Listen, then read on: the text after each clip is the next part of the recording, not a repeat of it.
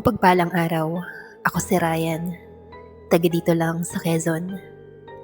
Nais ko lang magbahagi ng aking karanasan na nangyari matagal na ang nakakalipas. Sa liblib na barangay namin ay merong kilalang haunted house. Ang kwento ng aking mga magulang, noong mga bata pa sila ay, eto daw na sabing haunted house na ito ay pagmamayari ng isang sikat na artista. Nasa medyo dulong bahagi ito ng barangay namin. Magkakalayo rin ang mga bahay. At katabi ito ng dagat. Kaya lagi itong dinadayo ng mga taga-ibang lugar. Abandonado na yon at nahuhulog na din ng iba't ibang parte nito o mga semento. Pero puntahan pa din ito ng mga dayo. Palibhasa ay ginagawa din itong hotel. Madilim kasi doon at bihira lang din sa amin ang mga poste ng ilaw. Madaming kababalaghan at kwentong katatakutan ang nabuo sa haunted house na yon. Maraming bulong-bulungan na merong kung ano-anong nakikitang nilalang doon, lalo na kapag sasapit ang gabi. At ang pinakang nakakakilabot ay ang white lady na nagpapakita doon. Nagpapakita ito sa may gate ng bahay. Minsan naman ay makikita ito sa bintana. Minsan ay sa daan. At ang nakakatakot, sa mismong sasakyan mo pa. Kaya yung ibang dumadaan doon ay talagang binibilisan ng patakbo. Tricycle man yan, jeep o motor. Minsan din ay nagagawa naming tumambay doon kasama ng aking mga kabarkada. Pero umaga at tanghali lang kami pumupunta doon para na din maglangoy sa dagat. At syempre hindi kami nagpapagabi dahil alam na namin na talagang nakakatakot nga. Minsan na din naming inakyat ang nasabing haunted house. Kung tutuusin ay maganda talaga siya. Madaming kwarto. Siguro kung natapos yun ay para na talaga siyang hotel. Tapos kalapit pa siya ng dagat. Maganda ang view. Sayang nga lang at inabandona na. Puro takutan lang kami noon, pero ang totoo wala naman kaming nakita.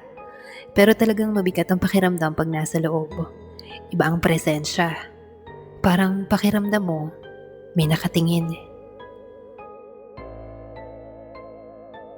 Fast forward, nagkaroon ng birthday celebration sa bahay namin. Kaarawan ng tatay. Siyempre, nag-imbita siya ng mga kumpare niya at marami pa niyang kaibigan. Matagal na selebrasyon yon. Umaga pa lang ay nagiinuman na sila. Hanggang sa nagabi na at inabot na sila ng 10:00. Dahil may curfew noon, kaya naman nag-stop na rin silang lumaklak. Nagulat ako sa tatay na utusan akong ihatid ko raw si Mang Rigor sa bahay nila. Isakay ko daw sa tricycle ko. Sinabihan ko siyang patulugin na lang sa bahay at bukas na lang ito umuwi. Nagpumilit naman ng lasing na si Mang Rigor na uuwi daw siya at maglalakad na lang. Hindi pumayag noon ang tatay ko. Ipapahatid na lang daw siya sa anak niya. At ako nga yun. Sa totoo lang ay gabing-gabi na noon. Ang bahay ni Mang Rigor ay lampas pa sa haunted house. So paano ko noon? Diyari na. Wala naman akong magagawa noon kahit ayoko. Dahil baka naman magalit ang tatay sa akin kung hindi ko siya susundin. Hindi na din papayagan ng mga tropa ko noon para samahan ako. Kaya no choice. Sinimulan ko ng start ang tricycle at pinagtulungan naman ni nanay at tatay na maisakay ang lasing na si Mang Rigor sa loob ng tricycle. Habang binabagtas na namin ang kahabaan ng daan, madilim at sobrang tahimik. Wala man lang akong makita na taong gising pa. O kaya naman ay mga bahay na bukas pa para man lang hindi ako matakot. At kahit ibang sasakyan na kasunod o anuman, ay wala. Sabi ko sa isip ko, paano ko mamaya pagbalik? Nababading na ata ako, sabi ko pa. Kung hindi dahil sa iyo, Mang Rigor, hindi ako matatakot ng ganito. Sa isang malaking paliko ay nasisinaga na ng ilaw ng tricycle ang area ng haunted house. Kaya naman hinarurot ko ang tricycle at diretso lang akong nagmaneho. Totoy, baka naman tayo ay maaksidente niyan sa bilis mong magmaneho. Wika ni Mang Rigor. Pasensya na po, nakalimutan ko pong andyan nga po pala kayo. Kapit lang po, Mang Rigor. Malapit na po tayo sa bahay nyo. Ilang minuto ay narating na namin ang bahay nila. Sumalubong ang asawa nito na mukhang nag-aalala. Tutoy, salamat at hinatid mo ang asawa ko. Wika ni Aling Inda. May pinapabigay din po pala ang nanay. Ulam niyo daw po. Handa ho yan kanina po ng tatay ko. Salamat, Tutoy. Mag-ingat kapag mamaneho pa uwi, ha? Ingat ka sa tapat ng haunted house at baka sumakay sa'yo yung chicks na nakaputi. Wika ni Mang Rigor habang nakahiga na sa upuang kawayan nila.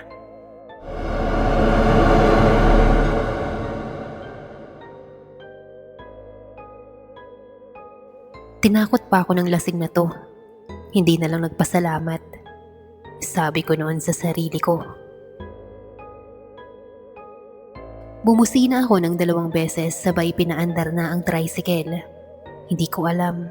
Binagalan ko muna ang pagmamaneho dahil mamaya ay raratratin ko to pagtapat doon sa haunted house. Hindi ko alam kung may balat ako sa puwet noong mga araw na yon. Sobrang malas dahil sa mismong tapat ng nakakatakot na bahay na yon, biglang tumigil ng kusa ang tricycle ko. Mapapamura ka talaga pag andun ka na sa ganong sitwasyon. Bakit dun pa? Bakit dun pa nasira ang tricycle ko?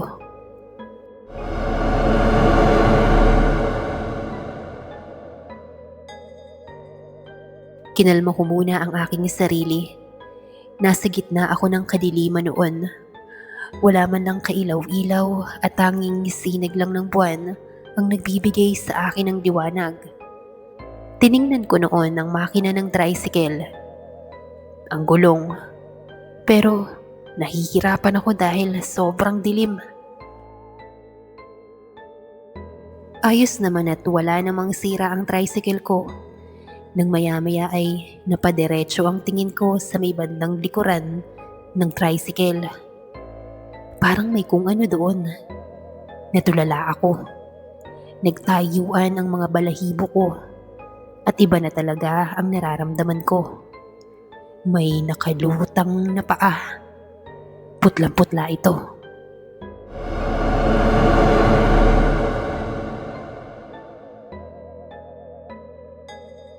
Agad akong tumayo at sinilip ang likod ng tricycle, pero wala namang tao. Naisip ko noon na baka namamalikmata lang ako. Sinubukan kong i-start ang tricycle. Nagpedal lang ako, baka sakaling gumana.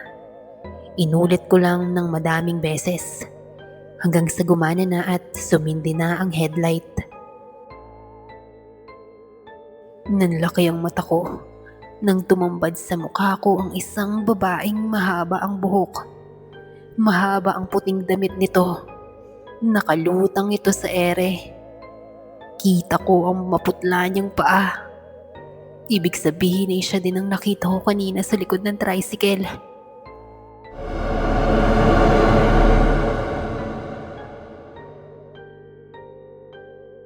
Agad kong hinarurot ang tricycle at dali-dali nang umalis.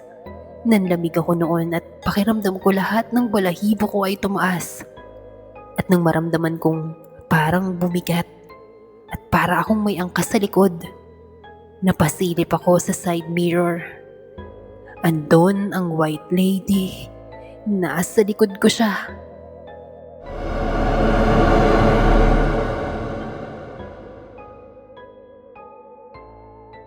Gumawa ako ng ingay noon. Bumusina ako ng marami. Binilisan ko palalo ang pagmamaneho at nag-uusal ako ng dasal na sana ay mawala na ang nilalang na yon. Sobrang tagal nang nangyaring biyahe ko noon. Pakiramdam ko ay hindi ako lumalayo sa haunted house.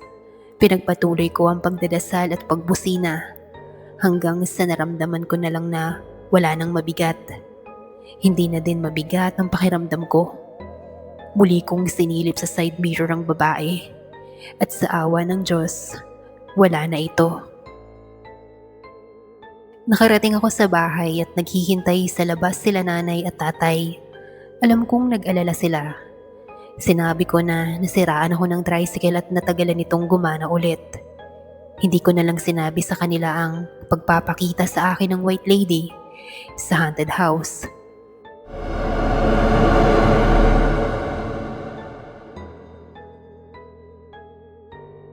Hindi na din yun naulit dahil kahit anong utos ni tatay, lalo na ang maghatid ng lasing, ay hindi ko na sinunod. Na-trauma na ako at ayoko na yung maranasan.